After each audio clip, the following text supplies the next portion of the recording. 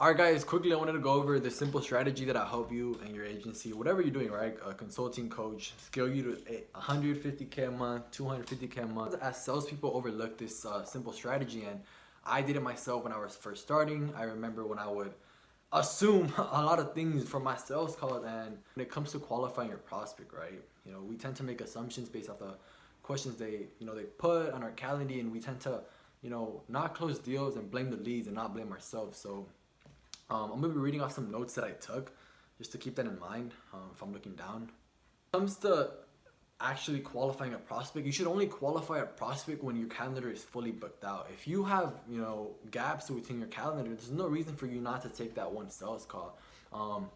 When that sales call can be used as practice, that sales call can be used for you to learn, and actually when you get that qualified client, you're able to you know what to do. You have the expertise now, right? Talking about expertise, the only reason you should actually qualify is, again, when your calendar is full through your expertise and different sales calls that you had in the past. You act rationally, not based off emotions. So when it comes to that, there's certain criteria that you and your agency can label, that you can be like, you know what, these people, we've worked with them, we've talked to them in the past, they're not going to invest. For example, it can be like, someone from a third world country, they say they're making 0 to 1K a month. They're looking to make 5K, 3 to 5K in the next 2 to 3, 4 months. That's when you can be like, okay, cool, you know what? I don't think this person's the best person. It's an opportunity cost.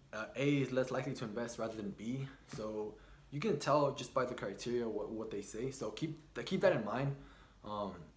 Then a salesperson should have no perceptions when filling out the calendar. You can lead to assuming that thus the lead won't buy. Only thing the agency needs is the questions they need to ask the agency owner during the sales call.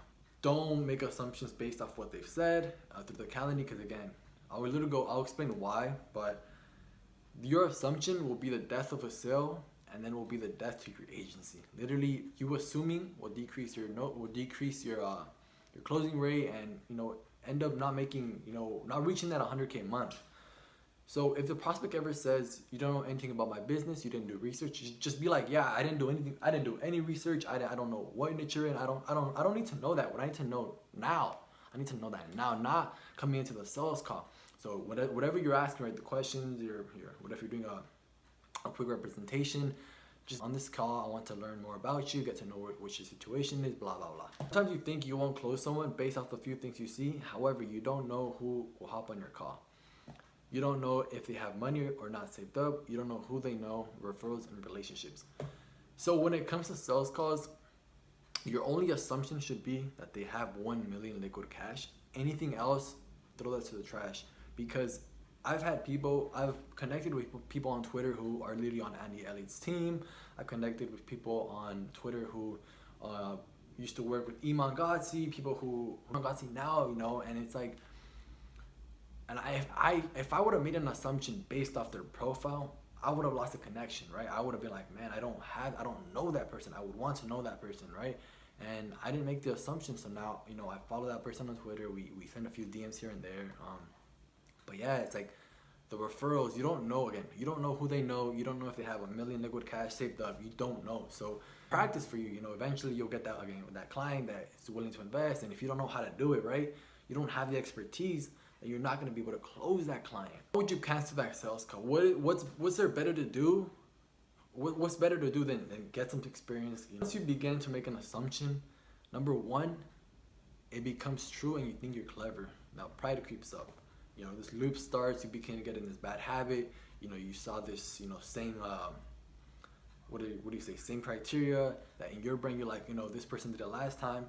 This new person has answered the same exact question, same exact monthly revenue, same exact monthly goal, whatever it is, right? And you begin to get in this loop where it's like you can't get out, and you can get out, but it's difficult to get out, right? And then you begin to, again, your closing rate becomes super low. You lose money. If you assume you will make it as your prospect won't buy, you will create actions during your sales call that will make your lead not want to buy. Practice working hard in accordance to what you believe. So belief is really important, especially when it comes to literally anything in life, whatever you're doing, right? Whatever, sports, talking to friends, building relationships up, making money, going to school, whatever it is, right? So let me give you an example of what I mean by acting in accordance with your beliefs. So let's say you have that assumption, this lead's not gonna buy, blah blah blah, right? When you're on that call and you say whatever it is, right? It can be something as little as a facial expression that you make. It can be something as simple as the way you word things out. Whatever it is, right? That'll get the lead not to buy. Now you failed, right? You made that assumption. The assumption then became a reality based off your actions that you created.